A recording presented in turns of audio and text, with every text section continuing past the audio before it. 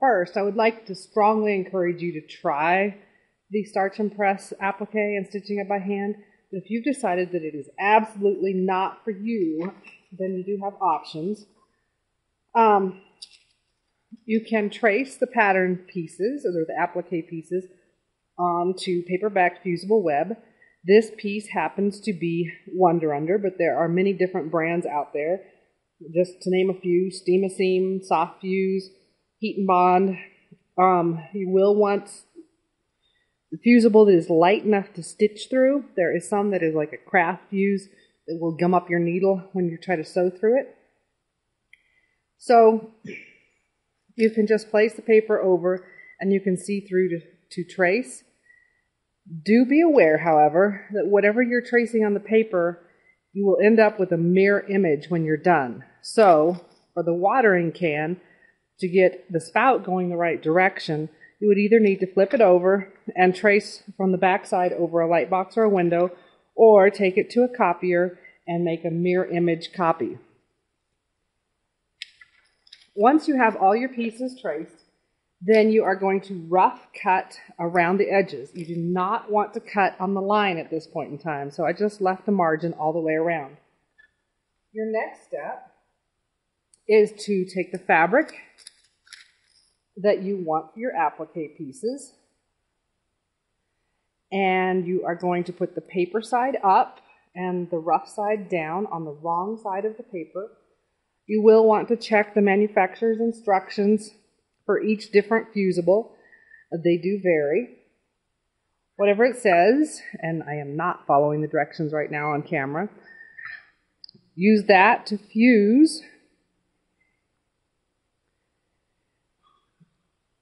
the piece down.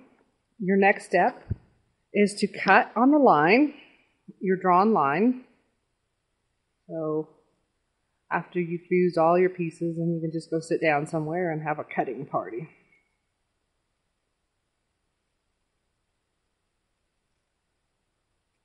So cut all of them on the line. Next step is to remove the paper from the back of the applique piece. If they've sat for a while, then usually the paper will come off fairly easy. If you're having issues with it, take a pen or a needle and score the paper. Then you should be able to get it started a little more easily.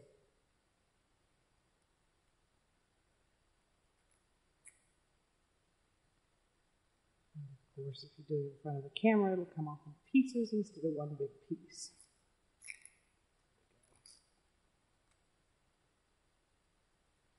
Taking the paper off then exposes the sticky. Well, it's not really sticky to the touch. You can feel that it's a little bit tacky. When it's time to put your applique on the background, you may be able to put your background piece, if it's light enough, over the pattern piece and position your pieces that way. Another option, as long as your pieces overlap, is an applique pressing sheet. You can fuse your pieces down to it. It is semi-transparent. You fuse your pieces down to it so they're all connected, and then pull it off and have a whole unit to position on your background. This particular applique pressing sheet is well over 20 years old and has seen a lot of use. The ones available now look a little bit different, but it is exactly the same concept. And I'm doing different colors so that when I show stitching, I can say, hey, it's orange. That finish is orange. Or whatever.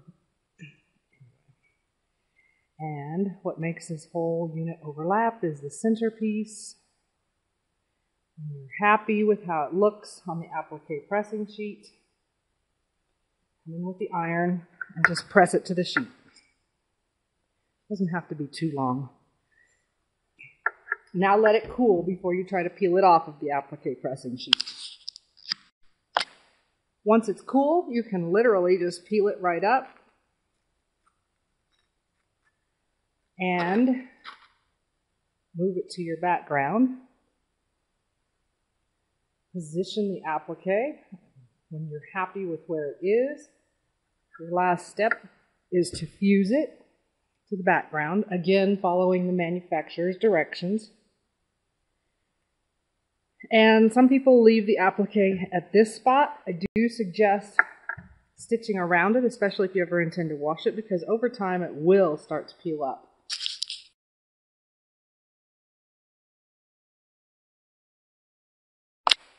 One option for a finish on your applique is to use clear thread or monofilament and just a narrow zigzag. I have actually set the zigzag to a width of 2 and a length of 3. I like an open toe foot.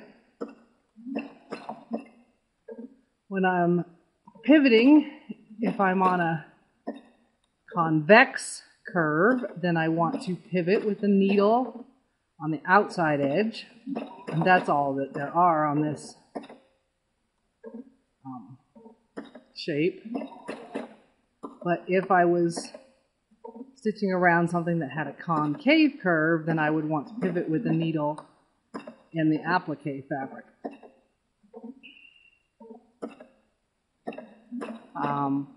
If you're pivoting at a point, if it is a point that goes out, you would want to pivot with the needle in the background fabric.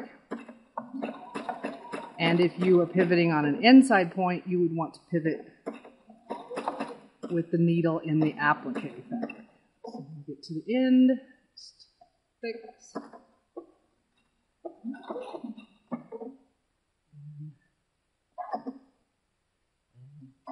We're seeing the maiden voyage of this particular machine. So. Okay, so that is one way.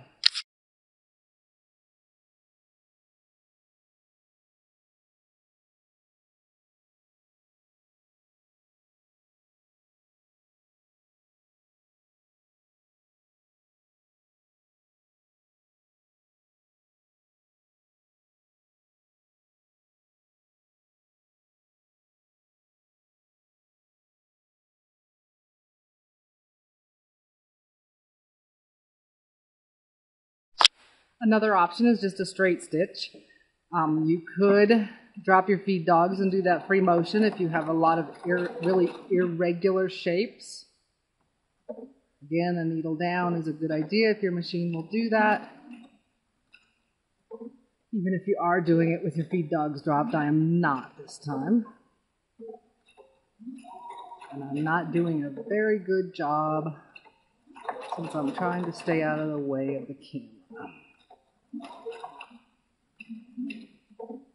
That's a straight stitch.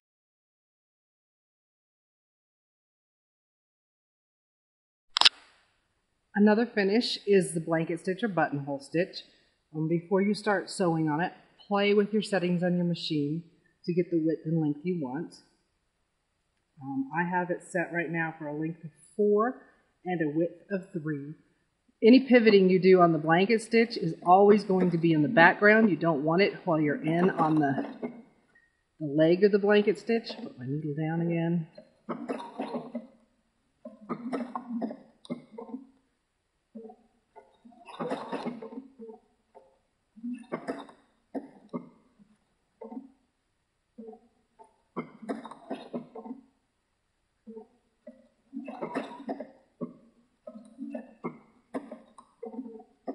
And when you're doing the blanket stitch, the idea is to keep the stitches going into the fabric perpendicular to the edge.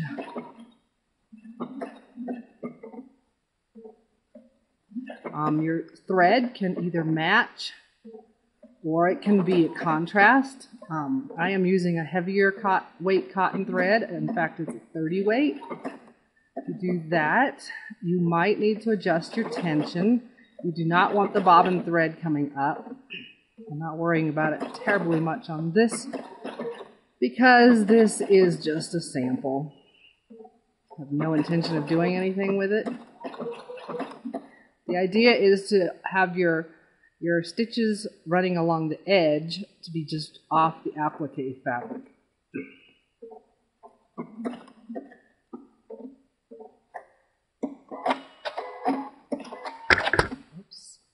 So there's the blanket stitch.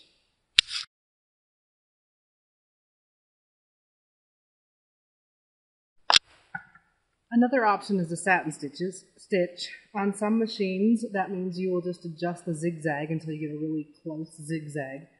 I am sewing on a Viking Husqvarna Sapphire 930, and I am using stitch number 38 in the first menu. And then I reduce the length to 0.6. The satin stitch is just like doing the zigzag, it's just closer together. So your pivoting on outside curves is going to be with the needle on the background fabric. You'll notice when I'm stitching in, it's in the applique fabric, and when my needle is on the outside swing, it's in the background fabric. If you start getting tunneling with the satin stitch, that's when it sort of starts puckering, then you may need a stabilizer on the back side. So anyway, pivoting on the outside curve with the needle in the background fabric. If you're pivoting on an inside curve, your needle would be in the applique fabric. If you're pivoting on a corner, your needle would be on the background fabric.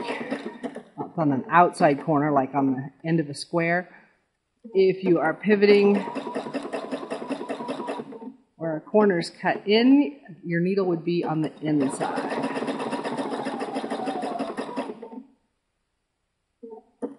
And this time I'm using a sulky rayon thread.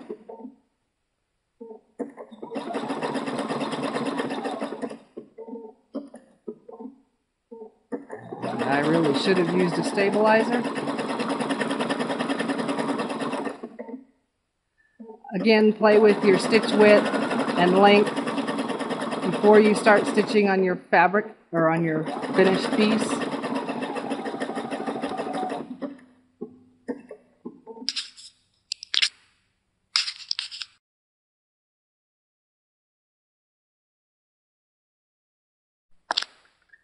If your machine has some decorative stitches, play with those. See what you come up with. I would play on a scrap piece of fabric though.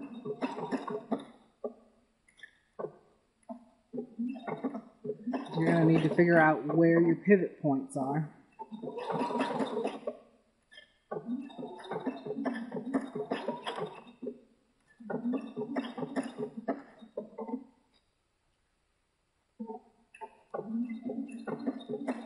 And this one probably should be shortened because the stitch is too long to get a nice smooth curve.